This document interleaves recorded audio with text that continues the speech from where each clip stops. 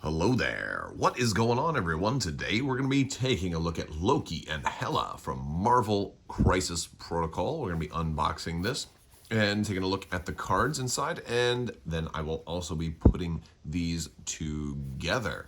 So we will assemble them and kind of see how they look fully built. Let's go ahead and take a look. Do want to remind you guys there is a new round of the giveaway going on right now. So all you have to do, if you'd like to win a $25 Amazon gift card and maybe put that towards an expansion of your choice, all you got to do is be a subscriber and leave a comment on this or one of my videos. I typically announce winners at the end of my videos, so we can, you can just find out right then and there, and that's kind of how it goes. All right, let's see. We got some cards here. We got some instructions here, and we've got the sprues. Let's take a look at the sprues first. So we got large base. Looks like Hela is on the larger base, and of course you're gonna have your choice of two. And then we've got the small base for Loki.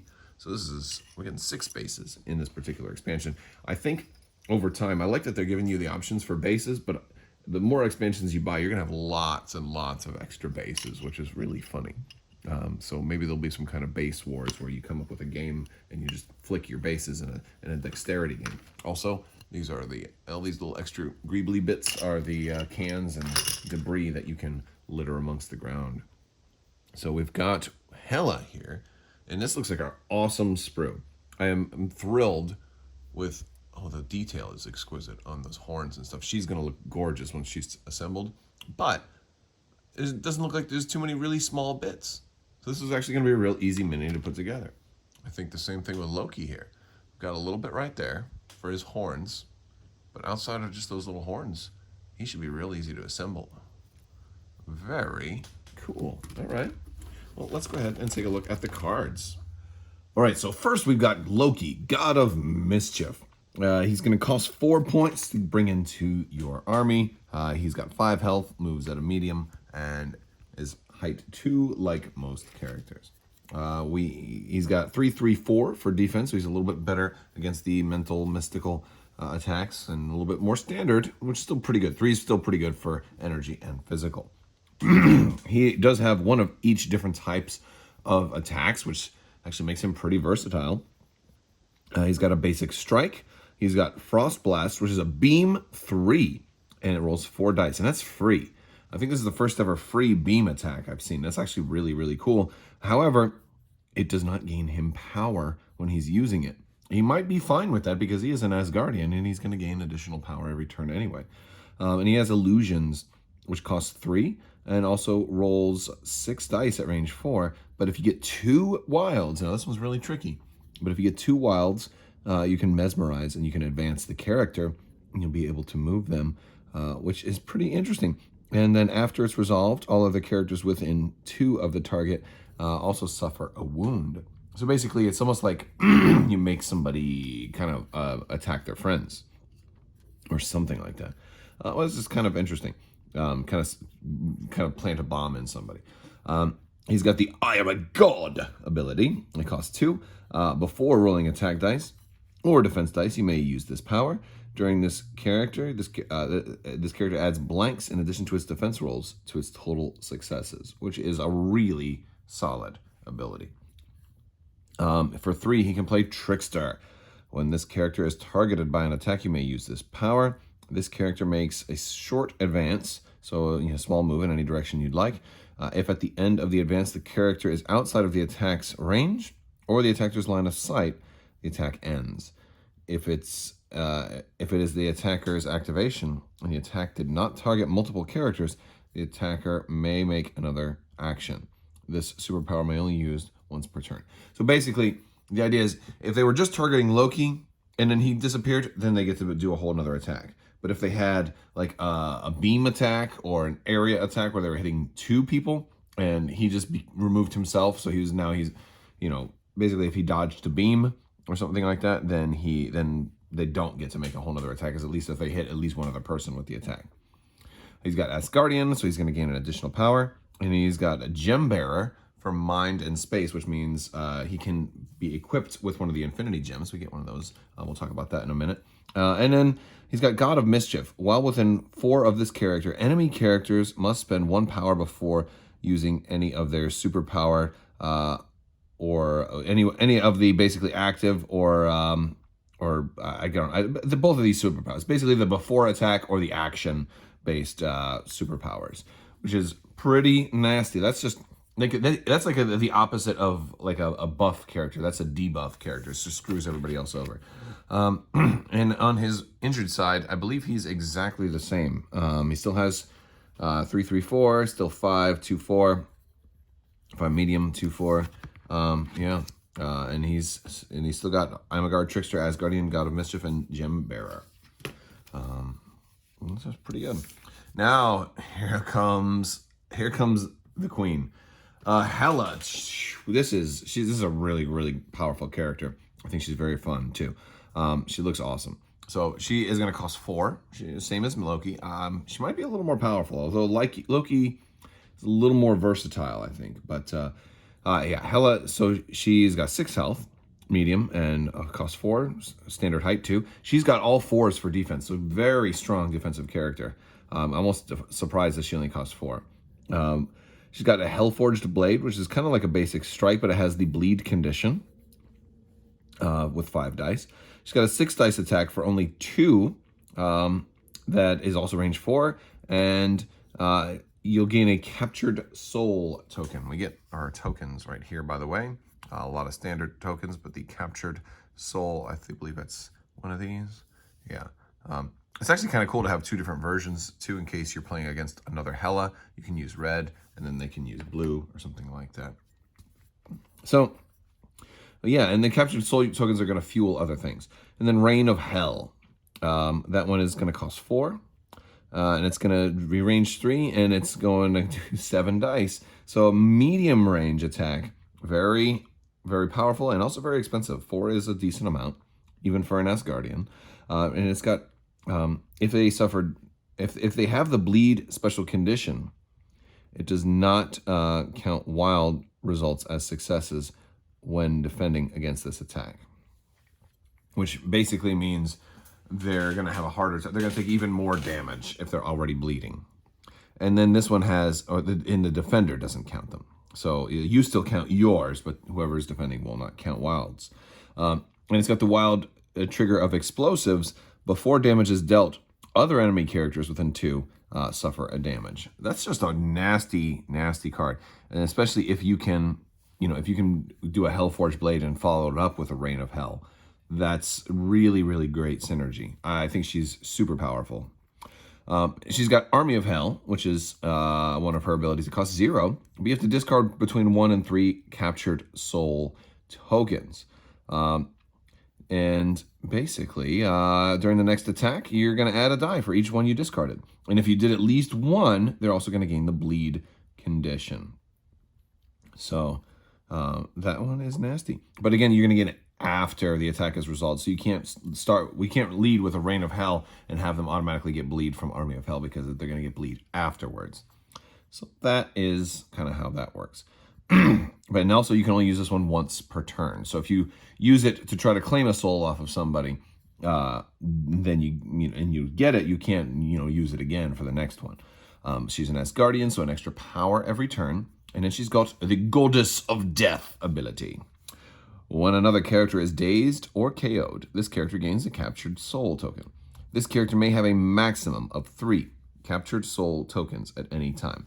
And so since you can get it once any other character is dazed or KO'd, also when you use Claim Soul, it shouldn't be that hard to get 3 of them. So I imagine you'll probably have between 1 and 2 an awful lot, and you'll probably be using Army of Hell a fairly decent bit. Now when she flips over though, look out, because she's going to jump from 6 down to only 4 health. She's going to become weaker. Or it seems. Maybe not. She's still got Hellforged Blade, Claim Soul, and Reign of Hell. But she's going to gain a new ability down here at the bottom. She's going to gain Queen of Hell. And it's a free ability. If this character has 3 Captured Soul tokens, when it would be KO'd, you may use this superpower. Remove all damage and captured soul tokens from this character. It is not KO'd. So, she has kind of like an Ultron level death save, right? Or similar, not exactly the same as Ultron's, but she can be reborn. She can be like, you know what? I'm not going to die today. In fact, I'm healing 4, because again, on this side, she's only 4. She's not flipping her card over, but she's going to heal back up to 4. So that's pretty cool. So once she dies, she needs to start claiming souls quickly to kind of get 3. And then as an insurance policy, you probably don't run Army of Hell unless you're maybe at full strength and feel safe. But what a cool set of characters, man. Like, I don't know. Like, I don't think Loki and Hela are at the very, very top of some people's lists. But as far as power level, I think Hela is one of the coolest characters I've seen in a long time. Very formidable. I mean, Loki's great too. Maybe more well-rounded, especially with all 3 attacks. But Hela seems like she could be super, super fun. Especially with the whole being reborn thing, just to give your opponent a good feels bad situation. All right, so I was talking about Infinity Gem before. We get an Infinity Gem, the Mind Gem, and it's basically an upgrade. You see, it's got a threat. If you're a gem bearer, you can take it, and it's going to give you a new power you can use. You can pay 2 and choose an enemy character within 3 and advance it short, and it can be used once per turn. This is going to be really cool. I need to look up if there's anything special about Infinity Gems other than just like the gem bearer keyword, because like it's cool. I can't wait to see what more are going to happen, and I don't know if there's like a limit, like if like Loki can take mind and space, or is it mind or space, or and how is that going to work when Thanos comes out? Are they going to have like extra copies of the Infinity Gem, or is the only place you ever can get Infinity Gem going to be with Loki? These are questions I just don't know the answer to, but I'm anxious to find out because, hey, Infinity Gems are fun. All right, we're going to get Sibling Rivalry here, and this is an unaffiliated card, but it's going to want Thor and Loki on the same team. If Thor, Prince of Asgard, is within 2 of an allied Loki, God of Mischief, both characters may spend 1 power to play this card, and you get to throw. It's basically, they're playing Get Help. They're playing Get Help, and I love it. Thor throws Loki, medium, and Loki does not suffer collision damage during the throw, and enemy characters he collides with roll 2 fewer dodge dice because they did not, and they get staggered. That's a pretty cool ability. Also, it's movement for Loki as well, which is another cool aspect, which can sometimes be really cool. And then this one is really, I don't know how I feel about the Doomed Prophecy here. The cool thing is anybody can use this, right? So it's nice to see more completely unaffiliated cards that can just go with anybody. But at the start of the activation phase, any allied character may spend 3 to play this card. They can't roll defense dice against physical attacks, but they add dice to your physical attacks equal to your physical defense until the beginning of their next activation. Like, this is basically saying turn the shields off completely. Like in hockey terms, it's like pull the goalie, right? So basically, you're just saying no more defense against physical. All of that is going to extra dice on all of my physical attacks. That is dangerous, but if you got a full health character, then maybe it's worth it. If you gotta kill, like this could be really good against like maybe bosses or the ultra, the epic battles and stuff like that. That's cool, and those are the only 3 cards we get. All right, so we're getting ready to do Loki, and all the thing I've done so far is I've just punched out all my pieces. This one's actually not that many. I noticed on the legs. I gotta show you the legs here because I'm really impressed by this. Look how the legs are all one piece. Not any other Marvel Crisis Protocol mini have I seen so much of a miniature being in one piece before. Look, torso and legs go together. Oh my gosh, you're almost done. You're almost done in just one glue. Like, do more of that. I mean, unless it needs the detail. In a lot of these cases, it just doesn't. You know what I'm saying? So, yep. Yeah, so we're going to, I left the head on the sprue here, and I'm going to glue the horns in. They're really tiny to see, but I'm going to glue the horns in to the head while they're still on the sprue, and I think that will work. All right, there goes one. Here goes the other one. Oh, if I can manage. thought I was being all slick. I'm like, oh, I'm gonna get it. I had to spin it around on the sprue, and it eventually kind of popped out. So I'm like, all right, well, there we go. So I had to use tweezers to get those on. There we go. Got them in. So next up is the hand to the staff. Kind of like so.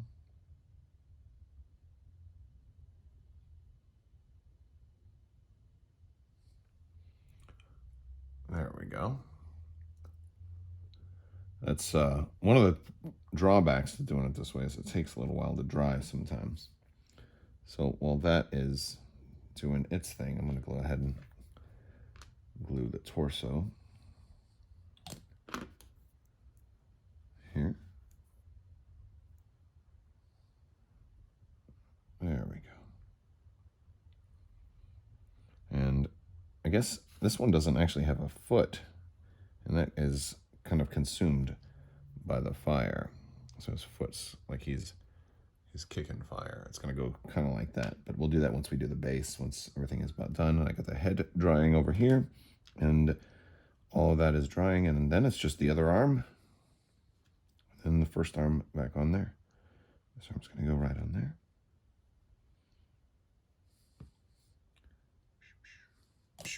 Sound effects, not necessary, but always welcome.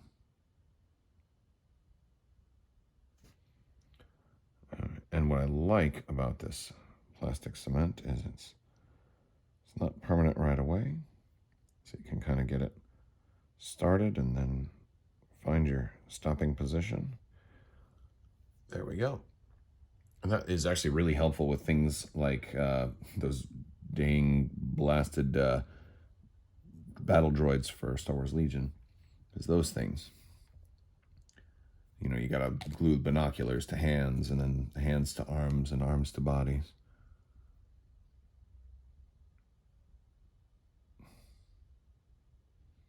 There we go. Just like that.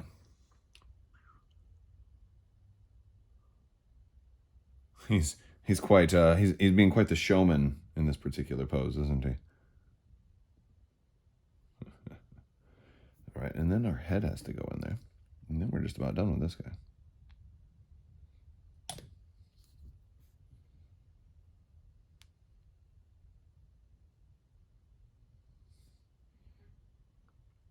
Okay. All right, and there he is. Now, one thing the pictures don't really show you is like they kind of show you this angle, but they don't show you that his foot is actually in both of these. So you get the back part and the front part that kind of go together. They almost like think of them being like a giant clown shoe that you kind of rest his ankle inside, and that is kind of how he goes. Because you can't see the back piece, so hopefully that is helpful. Let's do Hela. So we got Hela punched out right now. And one of the things I'm doing to make this a little easier is I always like to find the most difficult part and kind of leave it on the sprue. In this case, it might be the headpiece. There we go. That's going to be on the back of her head. And her head's going to go right there, although I'll have to punch that out before I put it on her. But that's so jaggedy. Now I can keep it on the sprue. That can dry safely while I work on the other things. So then let's go ahead and work on the body. And here's her front and back, always dry fit. And there she goes, just like that. Okay. Always like to make sure things fit properly.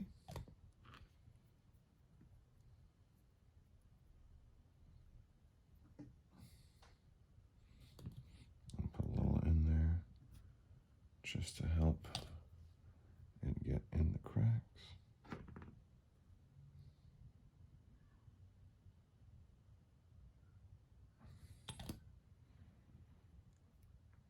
And what we don't want is any lines. There we go. it's also good when you're punching, when you're clipping out, make sure you file down any bumps that are there left over. All right, now we gotta find this right here. Is this the leg piece? The bottom leg piece? Or is that this piece? Oh, that's this piece, yes. So it looks like there, if we align it, we got a little groove right in there, and that should connect to one of these, maybe right there, it looks like. Yeah, pretty much like that. So we've got her assembled so far. Next up is this other leg right here. She is just put together in all kinds of weird pieces. Like everybody else is a little bit more normal, like I guess more, I don't know, believable poses. I guess you come to expect like, all right, torso, you know, legs, arms, you know, and she's like a half of this leg and half of that leg, and it's like, it's not like the, you know, the thigh and then the knee and below. It's like, no, the front of the leg and the back of the leg, and that's weird. There's nothing wrong with it. It's just interesting. All right. There we go. Oh, we gotta squeeze that in a little bit better there. Otherwise it wasn't gonna get a good seal. All right. All right. Perfect. And oh man, she's gonna look super cool when she's done, because this is the flat part that's gonna go on the base. So she's gonna be out like that. Very nice. And she's got a whole nother piece that's gonna go, and I think this one doesn't even touch her. I think this one is just, oh, it does have a part that touches. Oh, the leg goes into that, like that. Oh, that's actually an extra support for her too. Oh my goodness, that is super cool.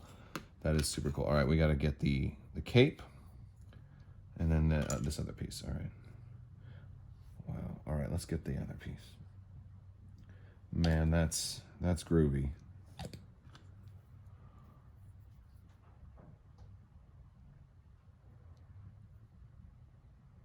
Oh, I see it goes in there too. Goes into the other leg. All right. Nice. Man, that's something else. Okay. And I'll set it down. Then we got the cape, and then I still have to put the head on the back of this, which should be ready to go by now. All right, so just put some glue on the cape. I'm gonna make sure that aligns right there. Oh, that one could, you see that one you could easily get off center if you didn't do it just right, so be careful to hold that one in just perfectly. Wow, these minis, man. This is extraordinary. This is the type of mini you're gonna paint and think, boy, I could have done such a better job.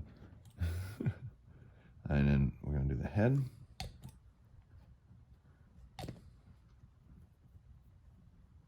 And kind of get her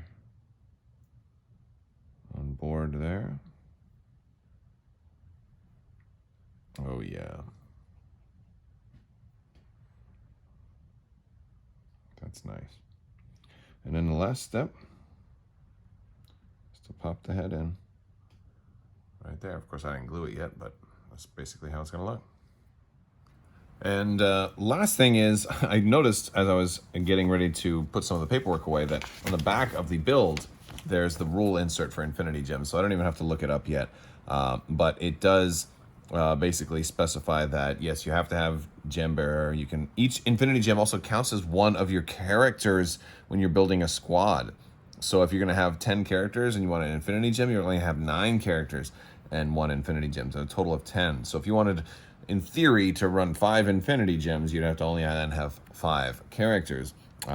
But you can only have 1 gem per character. Of course, I'm assuming someone like Thanos might be able to break that rule. We shall see. But yeah, and you basically, you know, everything else is pretty much the same.